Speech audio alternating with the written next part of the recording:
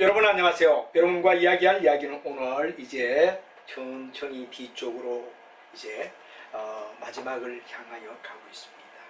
뭐 여러분들 잘 알지만 가맹계약론은 가맹사 시험에 2차 시험에 정말 중요한 이야기죠. 그래서 첫 우리가 내용 쭉 한번 훑고 키워드를 가지고 본문을 다시 한번 연구해봤고, 세 번째 만약에 우리가 교과서의 기준에 의하여 시험을 낸다면 어떻게 할 것인가, 세 번 리바이벌 하며 계속해서 의대죠. 우리가 바로 본문에 대한 대비를 바로 쓸 수 있게끔까지 뭐 일일이 개인이 공부해서 외운다 그러는 게 힘들기 때문에 반복하며 강의를 통해서라도 빨리 60점 이상 돌파하여 좋은 점수를 받게끔 하는 방법은 바로 반복입니다.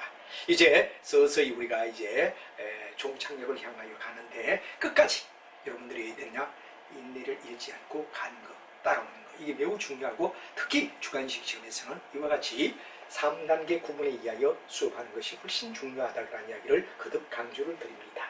자, 오늘은 가맹계약서. 우리가 가맹계약을 갖다 맺을 땐 반드시 본부와 가맹사 사이에 가장 중요한 뭐가 되느냐, 내용이 하나, 법적 증거 자료가 되죠. 추후에 어떤 분쟁이 생겼을 때 항상 근거가 되며 나중에 자기의 주장을 펼 수 있는 근거가 뭐냐, 바로 계약서입니다. 그렇기 때문에 계약서는 상세히 쓰는 만큼 본부든 가맹사업자든 서로가 해야 되느냐 그러면 자기들의 나중에 어떤 주장을 정확하게 할 수 있다는 데서 가맹계약서 작성은 가맹사업에 매우 중요한 하나의 이슈다. 그렇기 때문에 가맹사업 시에 고려해야 될 사항을 논하라라고 시험에 냈다면 어떠냐 하는 이야기를 26강에서 우리가 한번 살펴보도록 하죠. 자, 여러분 잘 알지만 맨 먼저 뭐가 되느냐, 우리는 바로 가맹본부와 가맹사업자 사이에 시서설에서 가맹계약서 작성 시에 고려해야 할 사항이 어떤가 하는 이야기를 먼저 생각해보자 이거죠. 그래서 이제 먼저 영업표지 사용권이 어떻게 되느냐, 어떤 이름으로 어떤 명칭을 가지고 어느 수준까지 바로 가맹본부를 갖다가 어디되느냐, 바로 제시하는 선을 갖다 우리가 얘기할 수 있느냐, 사용이 될 수 있는 권한, 여기에 관한 사항을 갖다 자세히 우리가 기록을 해야 된다 하는 게 첫 번째 이야기가 될 겁니다. 바로 가맹을 들 때 우리가 중요한 얘기는 본부의 영업표지 사용권, 매우 중요하죠. 바로 여러분들 시유의 편의점, 그럼 시유의 본부의 의미를 갖다 우리가 바로 뭐 서울에서부터 제주도까지 우리가 전국에 어디에 되느냐, 시유 편의점이 없는 곳이 없다 이거죠. 이럴 때 이건 뭐가 되느냐, 영업표지 사용권, 시유의 바로 본사의 어떤 사용권을 이 가맹사업자가 어느 범위까지 사용할 수 있느냐 하는 이야기에 대하여 관한 사항을 적어야 되겠죠. 그 다음에 가맹사업자의 영업활동 조건에 관한 이야기, 예를 들어 몇 시까지, 그리고 어떤 방법에 의하여, 또 예를 들어서 어떤 경우는 지시에 의하여 따라야 된다는 이야기들, 이런 것들에 대한 영업활동의 조건을 제반적으로 기록을 한다 하는 게 아주 차후에 나중에 문제를 위하여 매우 중요한 이슈가 될 수밖에 없다 하는 이야기를 여러분이 알아야 되겠죠. 그 다음에 가맹사업자에 대한 교육에 대한 이야기, 그렇죠. 예를 들어 가맹사업자가 일일이 어디에 되느냐 그러면 종업원들 몇 명 되지 않는 사람을 자기가 직접 교육하기는 너무 힘들죠. 그렇기 때문에 가맹본부에서는 수많은 가맹사업자에 있는 사업장에 있는 많은 종업원들을 교육을 시켜준다 할 때 단체적으로 같이, 그리고 거기에 대하여 경영에 대한 조언을 갖다 준다. 그래서 교육 조언, 교육과 지도, 이런 이야기에 대하여 어느 정도 범위까지 어떤 내용에 의하여 어떻게 할 것인가를 구체적으로 우리가 표시해 줘야 된다는 게 가맹계약서에 반드시 들어가야 할 주요 포인트다 하는 이야기를 우리가 기억해 주면 되죠. 그 다음에 이제 중요한 이야기가 바로 가맹금입니다. 가맹금. 가맹본부가 가맹사업자에게 받아야 할 가장 중요한 게 뭐가 되죠? 가맹금입니다. 그래서 가맹금은 돈의 관계이기 때문에 엄청난 많은 분쟁이 이야기가 되고, 나중에 해지를 한다든가 또는 완료, 만약 예를 들어서 우리가 봤을 때 그만둬야 될 때 일어나는 가맹금에 대한 지급사항, 이걸 어떻게 우리가 정해야 되느냐 하는 이야기가 바로 가맹금에 대한 사업이 바로 예를 들면 그럼 중요한 이야기가 되죠. 그리고 가맹금을 언제까지, 얼마만큼은 본부에서 가져가고 어느 정도는 보유를 하며 서로 상황에 대한 판단을 하느냐, 이런 등등, 그리고 나중에 해지할 때는 어떻게 반환해 주느냐 하는 이야기에 대하여 가맹금에 대한 이야기가 매우 중요한 이슈가 될 겁니다. 자, 그 다음에 영업지역, 예를 들어서 어디까지 내가 영업할 수 있느냐, 예를 들어 수요가 많고 상권 분석에서 상당히 장사가 잘 되는 지역 같으면 아주 자주 좁은 영역을 가지고 어디에 되느냐, 소비를 해도 장사가 되니까 수요를 올릴 수 있으니까 뭐가 되는데 예를 들어서 장사도 안 되는데 만약에 좁은 지역을 가지고 여러 명 나눠가 분할해서 만약에 한다면 문제가 될 수 있죠. 그렇기 때문에 여기서는 지역에 대한 설정에서 굉장히 중요한 게 상권 분석이라는 얘기가 나옵니다. 본부가 얘기하는 상권 분석에 의하여 적정한 이윤을 갖다 챙길 수 있게끔 영업지역이 설정되어야 될 거다 하는 얘기가 되죠. 그 다음에 계약 기간을 얼마로 할 것인가, 언제부터 언제까지 가맹사업을 진행을 갖다 할 수 있는 이야기라는 바로 연도, 이걸 갖다 우리는 일반적으로 계약 기간이라고 얘기를 하게 되겠죠. 그래서 계약 기간에 대하여 명확한 예를 들어 정보를 우리가 주고 나중에 분쟁이 되었을 때 될 수 있게끔 계약 기간에 대하여 명확한 사항을 적으라 이런 얘기가 되죠. 그 다음에 중간에 영업을 하다가 나중에 어쩌다가 보면은 자기가 못할 상황이 있을 때, 예를 들어 본부가 그럴 수도 있고 가맹사업자가 그만둬야 할 사항도 있을 수 있다 이거죠. 이럴 때 바로 제3자에게 양도할 때 양도할 수 있는 사항에 대해서는 어떻게 되느냐, 자기 멋대로 양도할 수는 없는 거죠. 가맹본부에 인정하여서 양도를 하되 그때 조건을 어떻게 할 것인가를 미리 우리가 정해야 된다 하는 얘기가 되고, 그다음 계약을 중간에 해지할 때 거기에 대한 사유가 어떤 경우냐, 이거 정말 분쟁의 씨앗이 되는 거죠. 그리고 또 여러분 잘 알지만 가맹사업부와 가맹본부의 어떤 분쟁은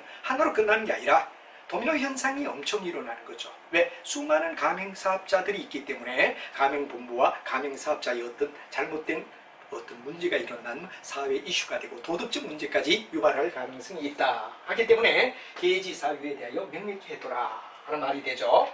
그 다음에 아까도 말했습니다만 가맹금을 갖다 여러 가지 중요한데 특히 예치, 언제까지 바로 본부를 믿고 우리가 가맹사업자가 들었다 하더라도 언제까지 정부가 정하는 또는 우리가 잘 알지 법에 정하는 어떤 금융기관에 예탁을 한 채 있다가 확신이 있을 때 넘어가는 거 가능하다 이거죠. 근데 뭐 받자마자 가맹본부에서 돈을 다 가져가 버리면 그때부터는 가맹사업자는 왜 되죠? 잘못하면 발목 잡힐 수가 있기 때문에 예치의 사항을 어떻게 할까 하는 이야기에 대하여 얘기가 돼야 되고, 그 다음에 가맹금전에 대한 반환, 나중에 가맹금을 갖다 돌려받을 때 일어나는 여러 가지 상황을 갖다가 우리가 자세히 적어야 된다. 이 바로 10가지가 가맹계약서를 작성할 때는 최소한 우리가 지켜야 되고 고려해야 할 사항이다 하는 것도 여러분이 분명히 아는 게 중요하다 그런 얘기가 되죠. 시험에 충분히 낼 수 있습니다. 예를 들어 가맹계약을 맺을 때, 가맹 작성할 때 고려사항과 유의점을 갖다가 넣어놔라라고 말할 수 있죠. 그럼 여러분들이 25점짜리로는 충분히 낼 수 있기 때문에 명백하게, 지금 우리는 그냥 타이틀 비슷하게 이래 적었지만 세부적으로 여러분은 거기에서 제가 말드리는 내용들을 갖다 적을 수 있고 또 적을 수 있는 역량을 바로 1차, 2차, 3차에 걸쳐서 우리가 했기 때문에 이제는 여러분이 자연스럽게 구술이 되어야 되며 직접 손으로 쓸 수 있어야 된다 하는 이야기가 중요한 이야기가 되겠습니다. 다시 한번 가볍게 우리가 본다면 바로 가맹계약서 작성에서 아주 중요한 고려사항이 뭐냐, 바로 가맹시설에서 주요한 사항은 영업표지 사용권, 그 다음에 뭐가 들어있냐 그럼 영업의 활동조건, 그 다음에 교육과 훈련과 경영지도에 관한 것, 가맹금 지급에 대한 이야기, 그 다음에 영업지역에 관한 내용, 그리고 계약기간에 대한 설정, 영업의 양도에 관한 내용, 그리고 계약 해지할 때 그 사유, 그 다음에 가맹금을 예치할 때의 관계, 그리고 금전에 대한 반환에 관한 사항까지, 이 10가지는 꼭 기억을 하며 여러분이 시험이 나왔다라고 칠 때 또 시험에 응용이 될 때 충분히 이 10가지는 들어갈 수 있게끔 기억을 하고 정리가 되어야 된다 하는 이야기가 매우 중요하다라고 여러분에게 설명할 수가 있겠습니다. 자, 이렇게 해서 우리가 가맹사업 작성 시에 바로 계약서 작성 시에 고려할 사항들 여러분들은 반드시 기억하며 정리를 꼭 잘 해두시고, 이제는 이제 마지막 장르가 다 왔기 때문에 이제는 이런 것들이 술술술 나올 수 있게끔 여러분이 정리가 돼 있어야 되고, 역시 내용을 바싹하게 아는 게 매우 중요하다 그런 이야기를 여러분에게 설명드리며 10가지 꼭 기억을 하고 이제 앞에 배웠고 또 키워드 했고 또 반복하고 하니까 꼭 기억을 해 주시기 바랍니다. 아마 제 강의를 듣는 학생은 처음부터 끝까지 따라왔다면 거의 어떻게 되느냐, 반복이 됐기 때문에 내용을 거의 이제는 숙지가 되어서 수능 연습만 정확하게 된다면 별로 어려움 없이 좋은 점수를 받지 않겠나 하는 이야기를 여러분에게 말씀드릴 수 있습니다. 자, 그 다음에 이제 우리가 봤을 때 그 외에 가맹계약서사에 우리가 만약에 작성할 때 유의사항은 어떤가? 아까는 내용이 어떤가? 무엇을 무엇을 정확하게 우리가 써야 되느냐 하는 대상을 우리가 잡았다라고 말하면 되죠.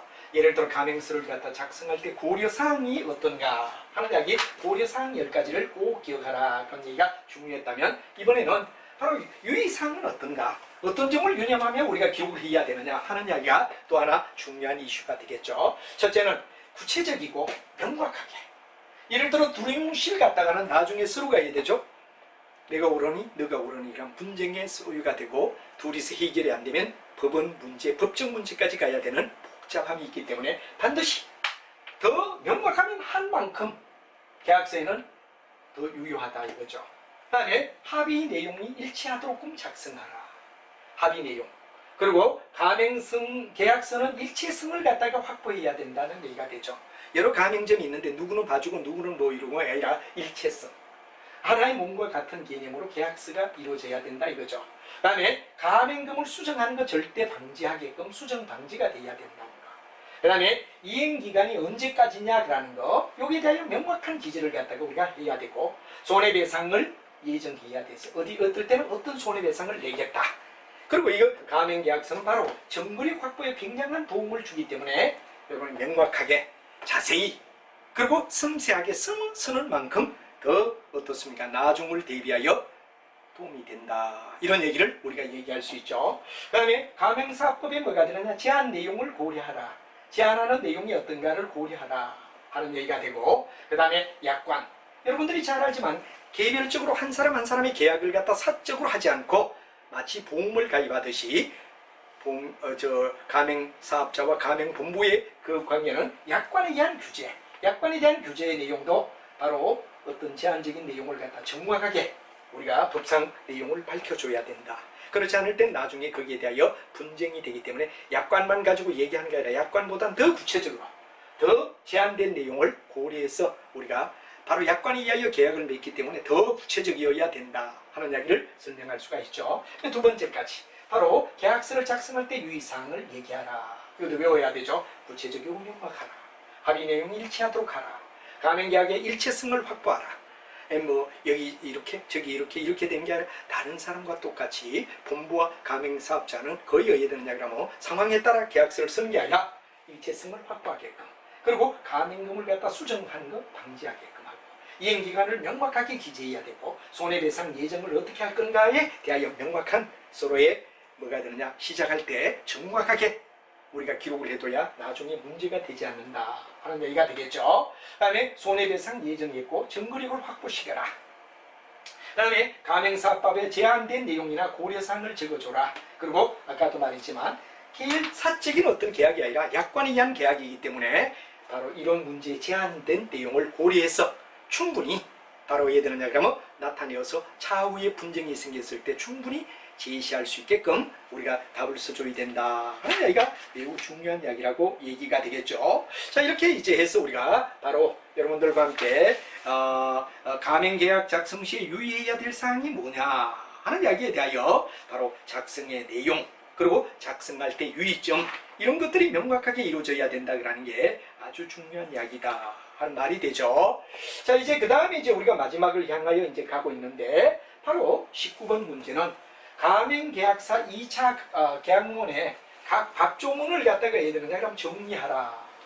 예를 들어서 우리가 가맹사업법과 관련이 있는 가맹거래사와 관계가 되는 여러 가지 계약에 대한 어떤 법, 이 법에 대하여 나와 있는 걸 우리는 각각 영역마다, 예를 들어 민법의 영역에서, 또 여러분이 잘 알지만 뭐가 되느냐 부정경쟁방지법에 의한 내용에서, 상법에 의한 이야기로서, 그 다음에 이제 여러분들과 하지만 기타 법률에 의하여 우리가 각각 따지며 나가봐야 된다 하는 이야기가 중요한 이슈가 될 겁니다. 그래서 여러분이 바로 가맹계약법은 하나의 어떤 민법만 적용받는 것도 아니고 상법의 적용만 받는 것도 아니고 부정경쟁방지법도 있고, 그 다음 또 여러분 잘 아는 뭐가 되느냐 그러면 바로 민법, 상법, 부정경쟁방지법, 공정거래법 하는 네 가지, 이 법과 우리가 서로가 가맹거래법의 연관이 있기 때문에 하나하나 우리가 꼼꼼히 따져볼 필요가 있다 하는 이야기를 마지막에 오기 때문에 정리가 잘 돼야 된다는 얘기를 여러분에게 설명을 하죠. 그래서 여러분이 잘 알지만 민법이다 그럴 때 민법은 이미 여러분 수업 시간에도 많이 1차에서 들었지만 민간인, 사인과 사인 사이에 일어나는 법을 갖다 우리가 민법이라고 얘기를 합니다. 개인과 개인 사이에 일어나는 것. 정부나 관여되지 않고 개인과 개인 사이에 일어나는 법이 민법인데, 이 우리 가맹사업도 어떤 면은 민법의 영향을 갖다 굉장히 많이 받는 내용이다. 이렇게 우리가 말하고, 첫 번째 이야기로 법조문에 민법에 대한 이야기가 나오는데, 그래서 첫 번째가 뭐냐? 백구조. 착오로 인한 뭐가 되느냐? 의사표시. 백구조의 착오로 인한 의사표시는 민법에 나오는 이야기와 가맹거래사에 의되느냐, 가맹거래법과 관련이 되는 상충되는 이야기다 이거죠. 자, 의사표시는 법률에 의한 내용의 중요 부분에 의되느냐, 그럼 착오가 있을 때는 취소할 수 있다. 예를 들어 중요한 착오가 있다 그러는데도 그대로 가서는 안 된다 이거죠. 그러나 착오가 표의자의 중대한 과실로 어느 양방에 한 사람의 중대한 과실이 있을 때는 취소해서는 안 된다. 악의적으로.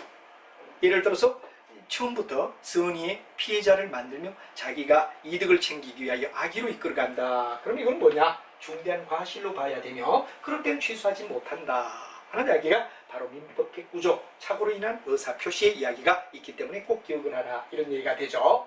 그 다음에 의사표시 취소는 선의의 제3자에게 대항하지 못한다. 그렇죠? 의사표시를 하는데 이걸 갖다 취소하겠다 그럴 땐 선의의 제3자에게는 대항하지 못한다. 의사표시를 갖다 해서 제3자가, 예를 들어서 아무도 영향을 받는 제3자가 피해를 입는다면 이건 안 되기 때문에 제3자에게는 대항하지 못한다는 이야기. 그래서 민법 109조의 착오로 인한 의사표시에는 중대한 과실로 인할 때는 취소 못한다. 제3자에게는 대항하지 못한다는 이야기를 꼭 109조 사항의 이야기를 민법의 109조 그리고 가맹거래법에서 우리가 나오는 내용과 중복되는 이야기가 되기 때문에 민법의 109조를 반드시 우리는 어디에 되느냐 적용해줘야 된다는 이야기를 기억하시면 될 겁니다. 자, 그럼 이제 110조에 넘어가면 우리가 본데 사기나 강박에 의한 의사표시다 하는 말이 나오죠. 사기나 강박에 의하여 의사표시가 되는 경우가 어떠냐 하는 이야기를 우리가 얘기한데, 예를 들어 사기나 강박으로 강하게 압박을 줘서 어떤 의사표시를 해서는 취소할 수 있다. 강제로 그 사람을 갖다 꼼짝 못하게 만들어 놓고 사기에 의하여 또는 강제로 만약에 했을 땐 취소가 가능하다. 이건 강박 사기죠. 사기와 강박에 의하여 할 때는 취소할 수 있다. 상대방의 의사표시에 관하여 제3자가 사기나 강박을 갖다가 이되느냐 그럼 행한 경우에는 상대방에게 그 사실을 알았거나 알 수 있었을 경우에 한하여 그 의사표시는 취소할 수가 있다 하는 말이 굉장히 중요합니다. 그래서 상대방이 그 사실을 알았거나 알 수 있었을 경우에 한하여 왜 되느냐 그럼 바로 우리가 사기나 강박에 의하면 취소할 수 있고, 그 다음에 왜 되느냐 바로 우리가 봤을 때 상대방의 의사표시에 관한 제3자 사기 강박에 행한 경우에 상대방이 그 사실을 알았거나 알 수 있었을 경우에 한하여는 그 의사를 취소할 수 있다 하는 이야기가 굉장히 중요한 이야기다 하는 이야기를 여러분이 반드시 알아두시면 될 것 같습니다. 자, 여러분들 그러면 궁극은 뭐가 되느냐? 민법사항의 109조 110조 109조는 바로 착오로 인한 의사표시, 그 다음 110조는 사기 강박에 의한 의사표시는 가맹거래사의 계약에서 민법과 절충되는 바로 주요한 영역이다 하는 말을 여러분에게 설명할 수가 있겠죠. 자, 그럼 이제 또 다음 항목은 바로 125조가 있습니다. 125조. 125조는 대리권의 수위에 대한 표시에 의한 표현 대리다 하는 말이 나오죠. 자, 예를 들어서 어떤 문제가 되느냐? 제3자에 대하여 타인에게 대리권을 수여함으로써 바로 표시한 자는 그 대리권 범위에서 행한 타인과의 제3자 간의 법률 행위에 대해서는 책임이 있다. 그렇죠?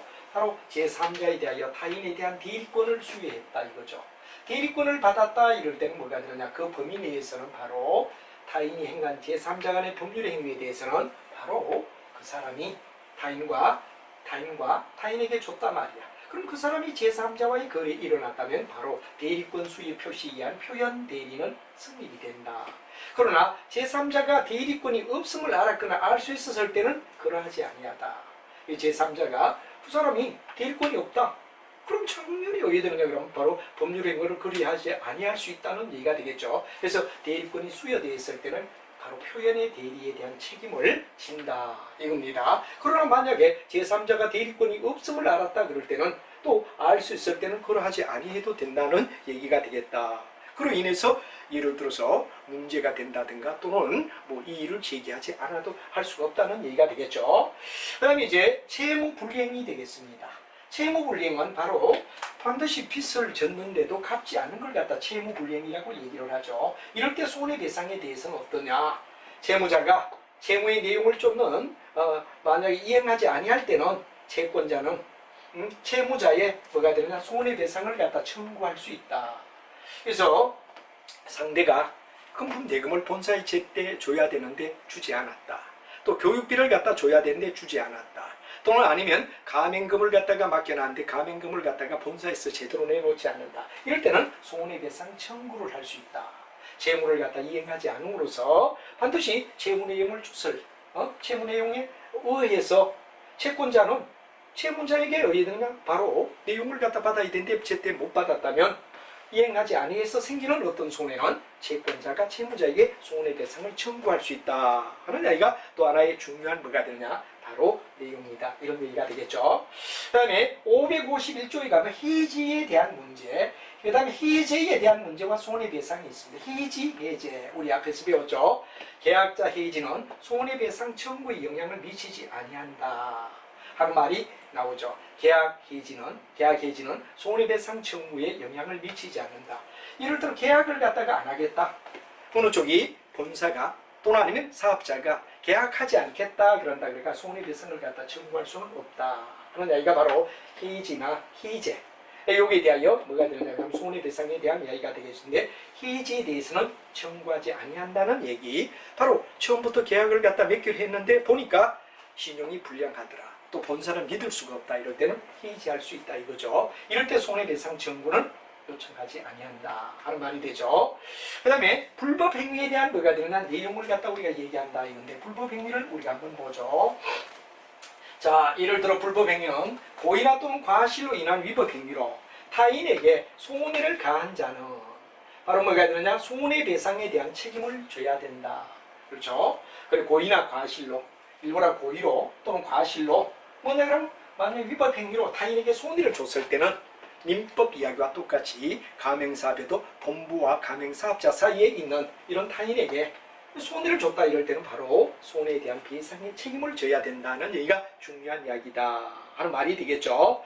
그 다음에 이제 사용자의 책임에 대하여 우리가 보죠. 그럼 바로 제3자에 대한 어떤 책임을 얘기할 때 얘기했죠. 타인을 사용하여 어느 사무에 종사하는 자가 피용자가 사무 집행에 있어서 제3자에게 가한 손해행위는 배상할 책임이 있다. 그러나 사용자가 피용자의 스님 또는 그 사무 감독에 상당한 주의를 한 때는 또는 상당한 뭐가 되느냐 주의를 하여도 손해가 있을 경우에는 그러하지 아니한다. 만약 예를 들어 우리가 봤을 때 주의를 주지 않는다든가 방심을 했다든가 상당한 뭐냐 주의를 주지 않았을 때는 뭐가 되느냐 그러면 그러하지 아니하다 이거죠. 그래서 제3자가 가한 손해를 바로 타인을 사용할 때는 그 사무자가 종사자가 만약에 잘못해서 어떤 손해를 줬다 그럴 때는 거기에 대하여 바로 손해배상을 갖다 해야 된다는 거죠. 그러나 예를 들어 피용자가 선의로 또는 사무감독에 상당한 뭐가 되느냐 주의를 줬음에도 불구하고 손해를 입혔을 땐 그러하지 아니하다 하는 이야기가 바로 아주 중요한 이야기, 바로 우리가 봤을 때 뭐가 됩니까? 사용자에 대한 책임에 대한 이야기다 이런 얘기를 우리가 할 수가 있죠. 그래서 이제 여러분하고 이제 쭉 얘기하는 가운데서 여기까지가 민법에 의한 이야기가 되겠습니다. 그래서 가맹사업법과 가맹사업자와 민법과 관련되는 속에서 이제 내용은 아까 109조에 뭐가 되느냐 착오로 인한 의사표시. 앞으로 우리 한번 쭉 가볼까요? 한 번 더 가만히 보면 민법은 착오로 인한 의사표시. 두 번째는 사기나 강박에 의한 뭐가 되느냐 그럼 표시. 그죠? 강박에 의한 표시. 그리고 세 번째 이야기는 뭐가 되느냐 그럼 바로 대리권을 수혜했을 때 표현 대리에 의한 이야기. 그 다음에 채무불이행으로 인한 어떠냐 손해배상에 대한 책임. 해지나 해제에 대한 손해배상 책임. 그리고 우리가 불법행위 또는 사용자 책임까지가 바로 민법 규정에서 얘기하는 뭐가 되느냐 그럼 내용이다 하는 얘기를 우리가 얘기할 수 있죠. 그럼 이제 부정경쟁방지법이나 상법이나 그리고 이제 기타 법률 공정거래법에 대한 이야기를 이제 남겨두고 있는데, 이러한 사항을 갖다 우리 꼼꼼히 정리하며, 만약에 이제 다음 시간 한 번 더 하면 27강으로 우리가 중강을 기할 예정입니다. 오늘 26강이었는데 마지막 27강까지 하면 우리 책을 한번 쭉 같이 정리를 했고, 그 다음에 키워드 가지고 우리가 한번 또 정리를 했고, 세 번째는 문제를 만든다면 어떻게 할 것인가에까지 27강으로서 여러분하고 쭉 우리가 같이 진행이 되었다 하는 이야기를 알고, 이제 여러분과 함께 마지막을 향하여 가고 있는데, 끝까지 바로 이제 중요한 이야기는 항상 왜 되느냐? 반복. 왜? 항상 주관식은 반복이 굉장히 돼야 되고, 내용에 대한 명확한 이해를 하는 게 매우 중요합니다. 그리고 쓸 수 있게끔 자꾸 많이 써보는 거, 여기에 대한 연습을 끊임없이 해야 된다는 얘기를 드리며, 이제 다음 마지막 27강의 라스트를 남겨두고 오늘은 약간 여기까지만 해서 이야기를 마무리 짓도록 하겠습니다. 여러분 매우 수고했습니다.